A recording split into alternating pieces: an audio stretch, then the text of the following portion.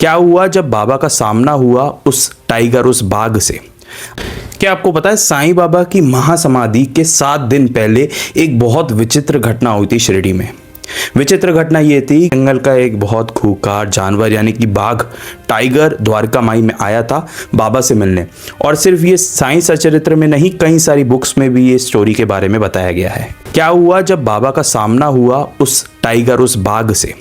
असल में 3 लोग एक नुमाइश करते थे, एक सर्कस टाइप करते थे, जो बाघ को अलग अलग जगह पर, अलग अलग गांव में लेकर जाते थे और प्रदर्शनी लगाते थे।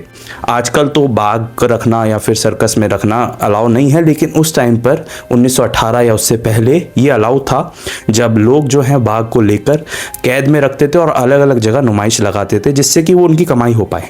तो 3 लोग जो थे वो ऐसे ही काम किया करते थे कि वो एक बाघ को अलग अलग जगह लेकर जाते थे, गांव में प्रदर्शनी करते थे, पैसे कमाते थे और उनकी दिनचर्या, उनका जो जीवन है वो उसी से कटता था। अब जो उनका बाघ था, उनका टाइगर था, वो बहुत बीमार हो गया। बहुत बीमार होने के साथ ही कोई भी दवाई उसको लग नहीं रही थी, वो बिल्कुल बीमार हो चुका था, बहुत ज़्यादा उसकी हालत ख़राब हो चुकी थी। किसी ने उनको बताया कि शिरडी गांव में साईं बाबा नाम के एक संत रहते हैं, जिनकी शक्तियाँ ईश्वरीय रूप से कम नहीं हैं। तुम इस बाघ को उनके पास लेकर जाओ, वो जरूर कुछ ना कुछ उपाय बता देंगे। क्योंकि उनका बाघ बहुत मरण अवस्था में आ चुका था, तो वो गाड़ी के साथ लेकर गए शिरडी। सब भक्त द्वारका माई में बैठे हुए थे, तभी एक बहुत तेज आहट हुई। उस आहट को जब सब भक्तों ने देखा तो वहां पर एक बैलगाड़ी आकर रुकी, जिसमें से एक पिंजरा उतारा गया। सब भक्त वहां पर खड़े हुए और वो ये देख रहे थे कि ये पिंजरा क्यों लाया गया है बाबा के सामने। उस पिंजरे को खोल के निकाला गया, उस पिंजरे में से एक बहुत खूंखार बाघ। उस बाघ को देखने के बाद सब लोग डर गए, क्योंकि जंगल का इतना खतरनाक जानवर अपने सामने शिरडी में देखना बहुत हैरानी वाली बात थी। सब भक्तों के मन में प्रश्न आया कि इस बाघ को यहाँ द्वारका माई में क्यों लाया गया है। लेकिन उनके जो कर्मचारी थे 3, उन्होंने बताया कि वो इस बाघ की हालत से बहुत परेशान है और वो बहुत बीमार है, तो बाबा के दर्शन कराने के लिए इस बाघ को यहाँ लेकर आए। उस टाइगर को जंजीरों से बांधकर द्वारका माई में लाया गया। सब भक्त रास्ता देने लगे, क्योंकि वो बीच में से चल रहा था।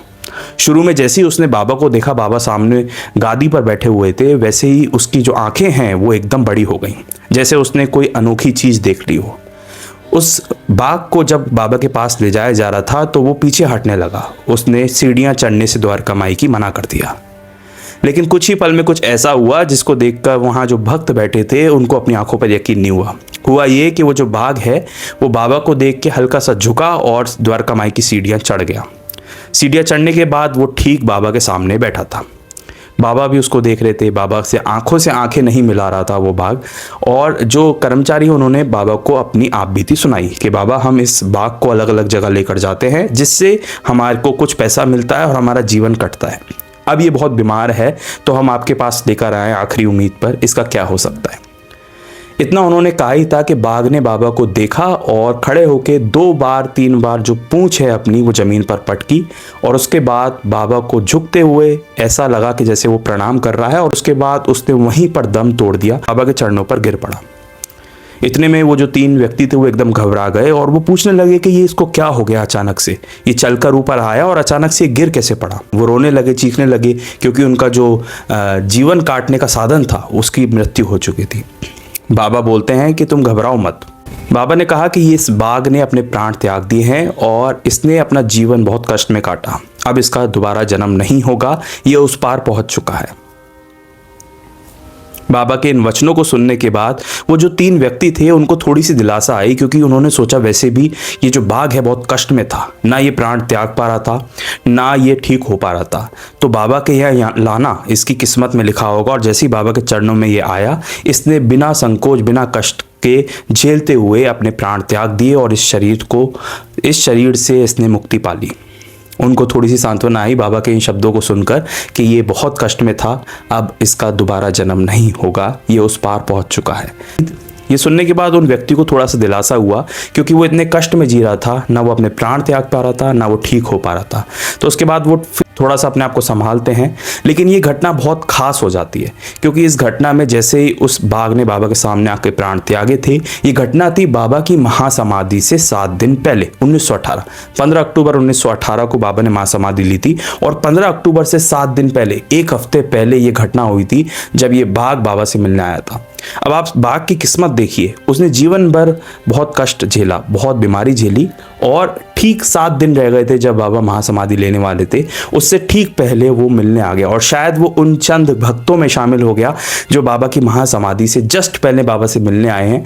तो उन चंद जो लोग हैं, जो भक्त हैं, उनमें वो शामिल हो गया। तो ये अपने आप में एक बहुत खास बात है। और उसके बाद वो जो 3 व्यक्ति थे, उन्होंने बाबा से पूछा कि अब इसका अंतिम संस्कार हम कहाँ करें। तो बाबा ने एक शंकर मंदिर है शिरडी में, वहाँ का पता बताया, और उस शंकर मंदिर से थोड़ी ही दूरी पर कहा कि तुम इसका अंतिम क्रिया जो इसकी है वो कर दो, और इसके बाद इसको शांति से अब सोने दो। इसी के बाद 15 अक्टूबर 1918 को, एक हफ्ते बाद, बाबा ने भी महासमाधि ली।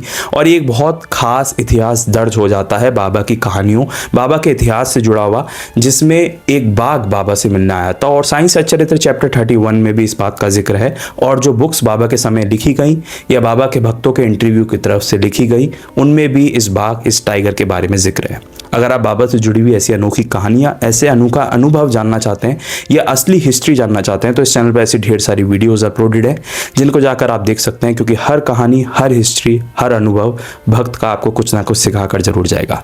मेरा यही काम है, मैं बाबा से जुड़ी हुई कहानी, हिस्ट्री पढ़ता रहता हूँ, समझता रहता हूँ, और अपनी समझ के अकॉर्डिंग आप तक पहुँचाता रहता हूँ। अगर आप मुझसे जुड़ना चाहते हैं तो चैनल को सब्सक्राइब करके इस चैनल पर ऐसी ढेर सारी वीडियोज़ है, उनको भी जाकर देख सकते हैं। मिलेंगे एक नेक्स्ट वीडियो में एक नई हिस्ट्री, एक नए अनुभव के साथ। तब तक के लिए ओम साई राम।